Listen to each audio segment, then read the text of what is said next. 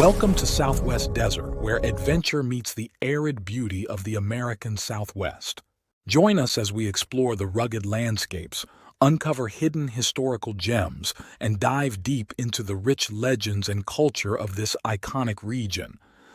Subscribe now and hit the bell icon so you don't miss out on our latest desert adventures. Please leave a like or comment. This is very helpful. Let's journey together into the heart of the Southwest Desert.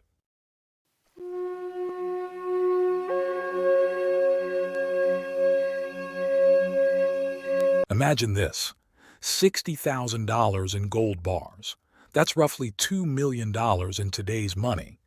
Hidden somewhere in the rugged San Bernardino Mountains of California, waiting for over a century and a half for someone brave enough or foolish enough to find it. This isn't just another treasure hunter's fantasy. This is the true story of a political duel, a gang war, the largest stagecoach robbery in California history, and a secret that died with the last man who knew where the gold was buried. Welcome to another episode of Southwest Desert. I'm your host, Alan, and today we're heading into the wild heart of 1860s California, where justice came from the barrel of a gun and $60,000 in Wells Fargo gold simply vanished.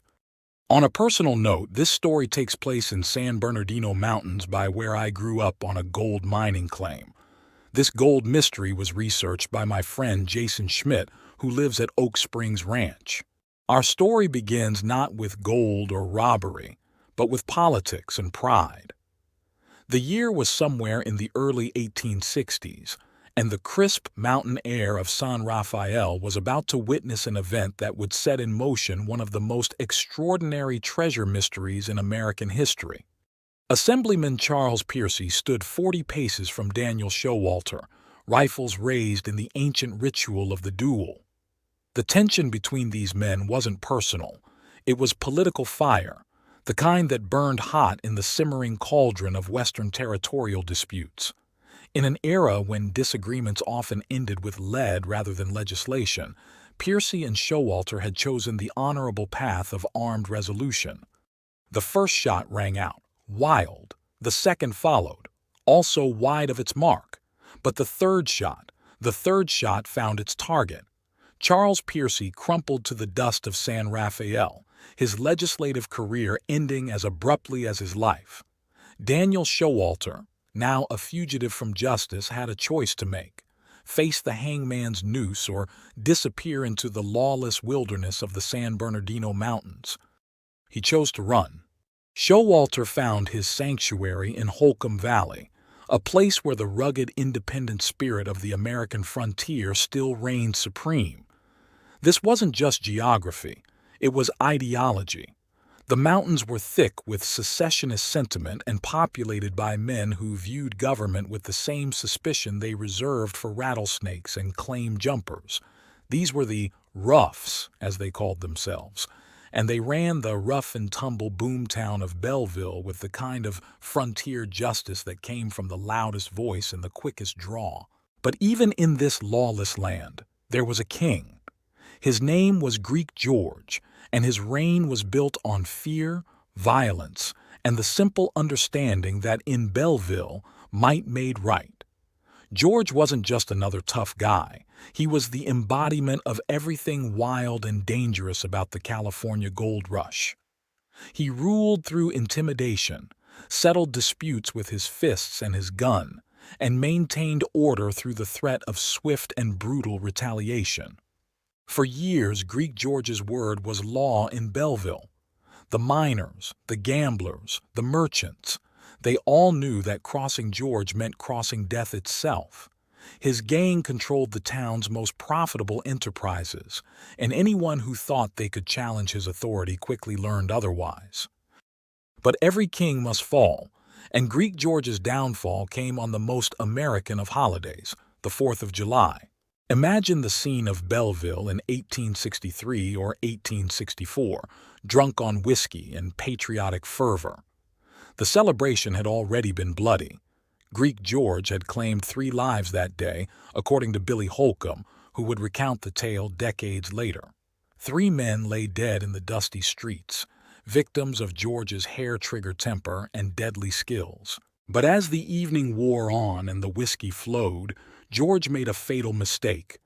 In the chaos of the revelry's aftermath, as men stumbled through the streets in various states of intoxication and celebration, a figure approached from behind. They called him Charlie the Chink, a name that reflects the casual racism of the era, and in his hand was a knife. One quick thrust, one moment of violence in a celebration already soaked in blood. And just like that, the reign of Greek George came to its bloody end. The king was dead, but what happens when the king dies and leaves behind a kingdom built on crime? Greek George's gang found themselves leaderless, rudderless, and desperate. These weren't men who knew how to farm or clerk in stores. They were predators, and predators need prey. Their eyes turned to the one thing that represented real wealth in the San Bernardino Mountains, the Wells Fargo stagecoach that carried the fruits of the mines down from the high country.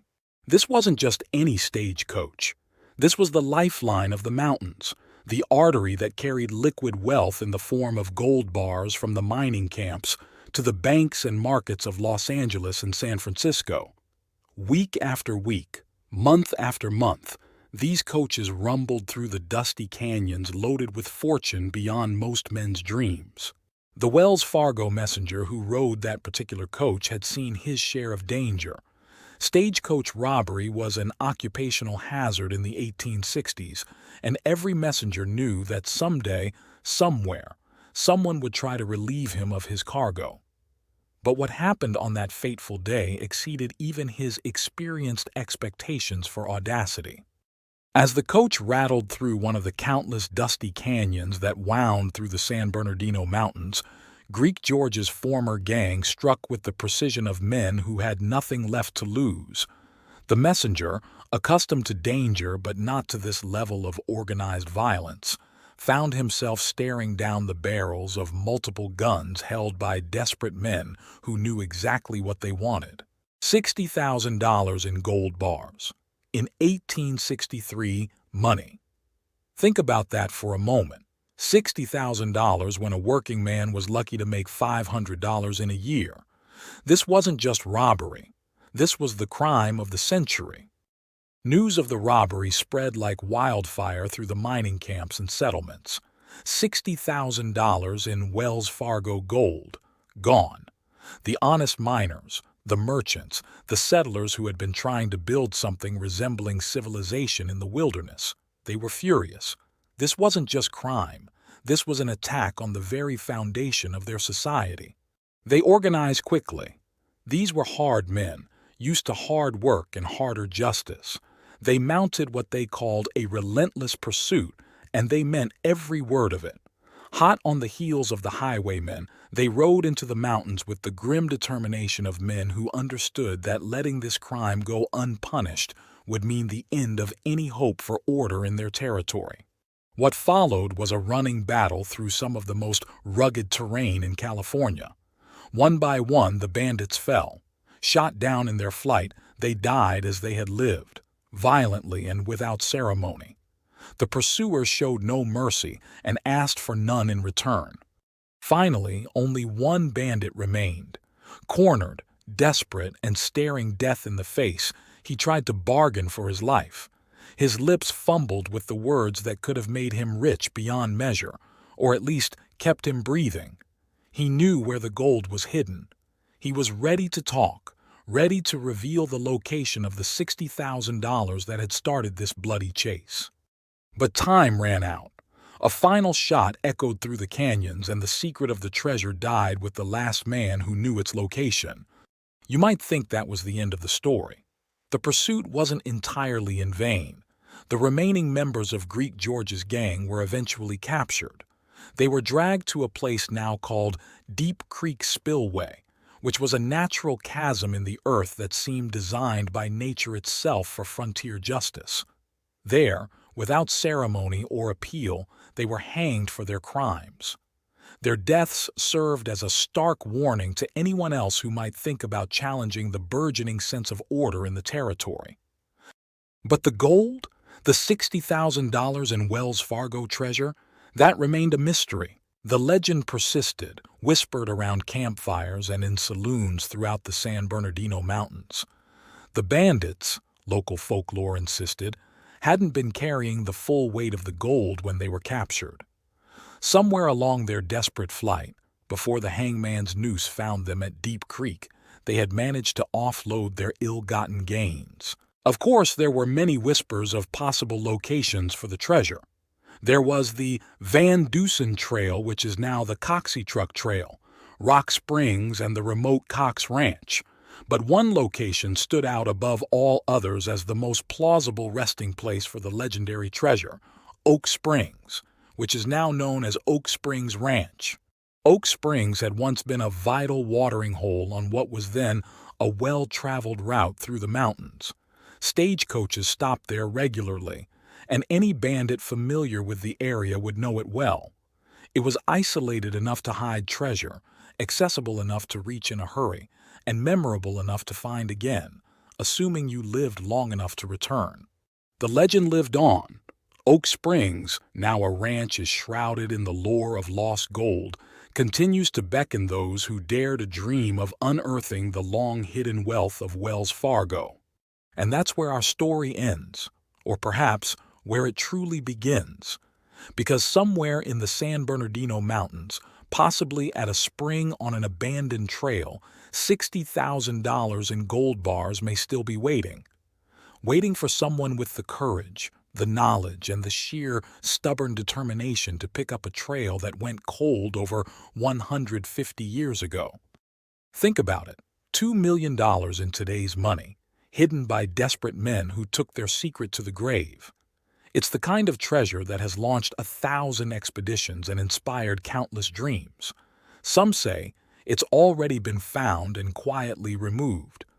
Others insist it's still there, waiting beneath the California soil for the right person with the right map and the right amount of luck.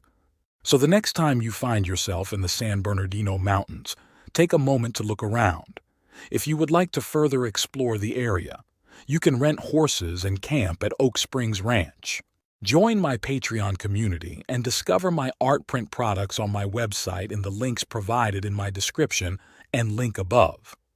Also, if you would like a particular image from my videos, give the timestamp for image, and I will upload it to my website and Patreon. Thank you for joining your desert frontiersman Alan for another Southwest Gold story. Check out my large catalog of Southwest videos and playlists on historical tales, legends, lost gold stories, and adult bedtime stories. If you like a certain image from my videos, tell me in comments and give timestamp.